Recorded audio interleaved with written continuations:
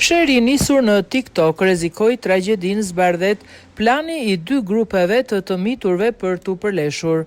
Policia ka parandaluar një konflikt masiv mes disa grupeve të miturve në Tiranë. Konflikti që kishte nisur në rrjetin social TikTok dhe që rrezikonte të përshkallëzohej në një përleshje me përdorimin e armëve të ftohta. Detajet të reja bërë të ditura nga shefi komisariatit numër 6 për mediat.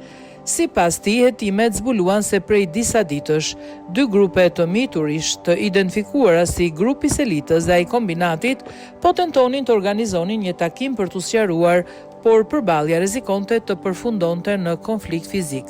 Në kuadër të kontrolleve të kryera nga uniformat blu janë sekuestruar disa thika. Fillimisht policia sekuestroi 5 armë të ftohta, ndërsa gjatë vijimit të kontrolleve u gjetën edhe mjete të tjera të ngjashme. Për këtë rast janë proceduar në gjendje të lirë 28 të mitur të moshave 13 deri 17 vjeç.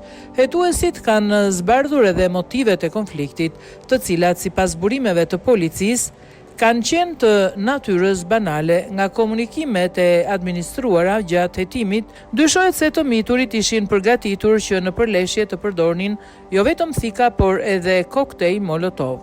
Rasti ka ngritur shqetësim për përfshirjen e të miturve në konflikte dhe veprimtari kriminale. Sipas statistikave të prokurorisë së përgjithshme, fenomeni ka shënuar rritje vitet e fundit. Një nga rastet më tragjike ishte ai 14 vjeçarit Martin Cani, i cili humbi jetën pas një konflikti të ngjashëm mes të miturve. Autoritetet vijojnë hetimet për të dokumentuar të plota rrethanat e konfliktit, mënyrën e organizimit përballjes dhe personat e përfshirë.